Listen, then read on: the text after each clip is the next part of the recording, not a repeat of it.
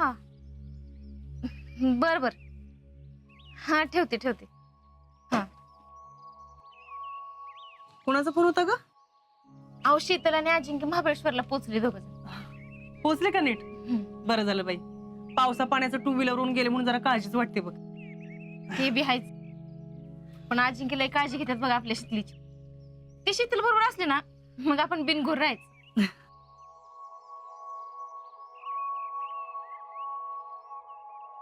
ओ रावलीची आई, अहो कुठे चालले एवढ्या गडबडीत?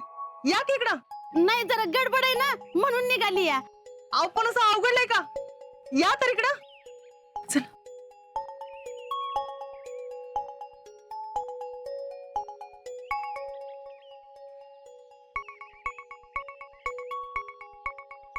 काय दडवताय हो?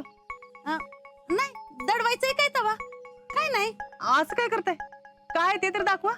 काय नाही तर काहीच नाही. अहो बघू तरी काय आहे. आपलं ते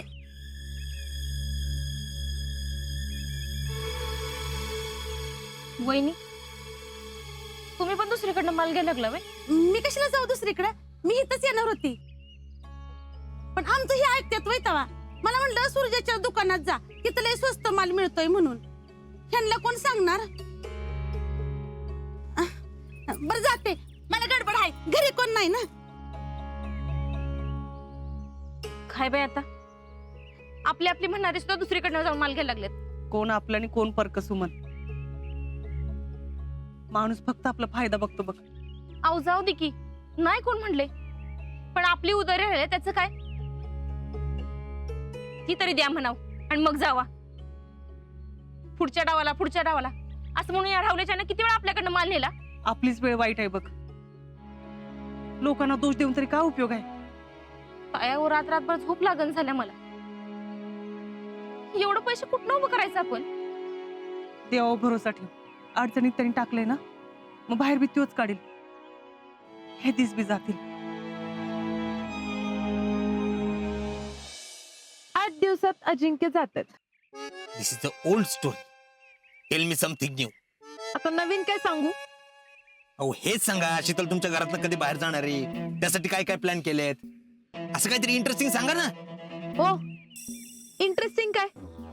तुम्हाला एवढं सोपं वाटतं का तिला घराबाहेर काढणं? तर अजिंक्य जोपर्यंत घरी आहेत तोपर्यंत काहीच करता नाही यायचं. त्यांना चुकून पण सुगावा लागला ना मग तर सगळंच संपलं.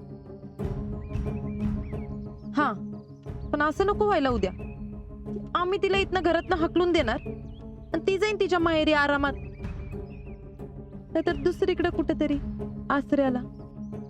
मग तुम्ही बसताल इथंच विचार करत. हो हो VIP, जरा शांत डोक्याने विचार करा. आणि आम्ही नुसतं विचार नाही करत, डायरेक्ट ऍक्शन घेतो. काय करतो? ऍक्शन घेतो डायरेक्ट. बँकेची नोटीस पाठवली त्यांच्या घरी. आता जप्ती फिक्स आहे. वाचव म्हणाव, काय वाचवताय? घर का जमीन? इज्जत त्यांची अशी बी जाणार आहे. खरं वय? नाहीतर काय, खरंच. जमीन नाही तर घर, दोन्हीपैकी त्यांना एक सोडायला लागणार. जमीन ते विकू शकत नाही, कारण जमीन विकल्यावर ते करणार काय? राहिला प्रश्न घराचा. रानात घर बांधून ठेवले, तिकडे जाते राहिला. म्हणजे कुठं? गावाबाहेर. आप्पासाठी जितुकाकडे एका माणसाकडे 1 लाख रुपये घेतले होते. त्याला बी आम्ही सांगितले, रोज यायचं, दम द्यायचं, हैराण करायचं. चारी बाजूने फायरिंग केलं, काय वाचत नाहीत बघा ते. आता कळेल शीतलला. एक वेळ मगरच्या तावडीतनं सुटणं सोपं, पण या हर्षवर्धन देशमुखच्या तावडीतनं सुटणं महाग कठीण आहे. हे एकदम भारी झालं. तुम्ही कसं तिकडे तिच्या घरी टाईट केलंय, तसं आमच्या घरी बी कामाचा सगळा लोड मम्मीने तिच्या एकटीवर टाकलाय. तिला एवढी कामात जुंपणार की त्या कामाच्या भीतीनेच पळून गेली पाहिजे. अजिंक्यांना जाऊ तर द्या, मग बघा कशी खरी मज्जा येते का नाही. हा पण फक्त एवढं लक्षात घ्या, आमच्या इथनं पळून गेल्यावर तिच्या माहेरच्यांनी तिला मदतीचा हात नाही दिला पाहिजे. कशाला कोण मदतीचा हात देते? अशा नाड्या आवडल्यात त्यांच्या, तेच हात हातावर ठेवून बसले असतील.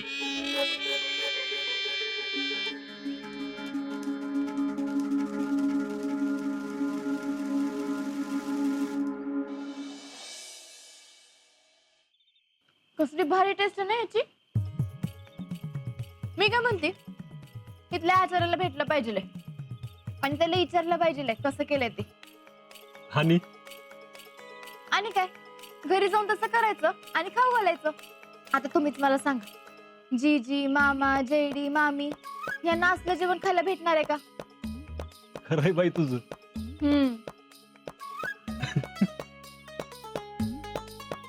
काय तर असतं तुमचं. शितले, तू पण काही कमी सुगरण नाही. तिकडे गेल्यावर कसं होणार आहे काय माहित माझं. तुझ्या हातचं खायची सवय लागली ना.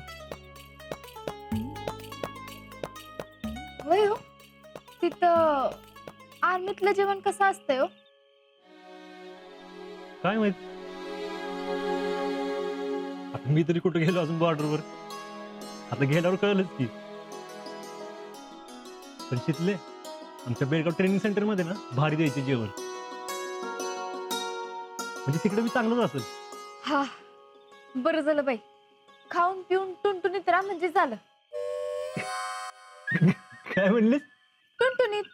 मॅडम, फौजीने कधी ठुणठुणीत होऊन चालत नाही, ठणठणीत असावं लागतं. आणि तिकडे तर सगळे फौजी जेवण बनवतात. म्हणजे खूप असतो, जेवण बनवायच्या ड्युट्या असतात. कळलं का? होय. आणि मग लढाई गेल्यावर किंवा मग एखादं मिशन चालू असेल तेव्हा काय करतात? तेव्हा काय, सुका मेवा, बदाम, खारीक असंच काहीतरी खाऊन दिवस काढायचं. एवढं ना काय होणार आहे? शिकले, फौजी सगळ्यात आधी देशाचा विचार करतो, आपल्या पोटाचा नाही. एकदा का देशाच्या रक्षणाची शपथ घेतली ना, मग जीव गेला तरी 72. आर्मी, बॉर्डर या सगळ्याबद्दल बोलताना ना एक वेगळीच चमक येते बघा तुमच्या डोळ्यात. लई भारी वाटत. तुम्ही जेव्हा बॉर्डरवर जाल ना, तेव्हा मी तुमच्यासाठी चटण्या, लाडू, तिखट मिठाच्या पुऱ्या, म्हणजे जे काही जास्त दिवस टिकल ना असं काय बनवून देणार आहे बघा. म्हणजे काय खरं नाही माझं. नुसतं खायचं घेऊन जायला लागते वाटतं. हा, मग घराची आठवण आली नाही पाहिजे एवढं सगळं करून देणार आहे. घरच्या जेवणाची आठवण नाही येणार, पण तुझी जेव्हा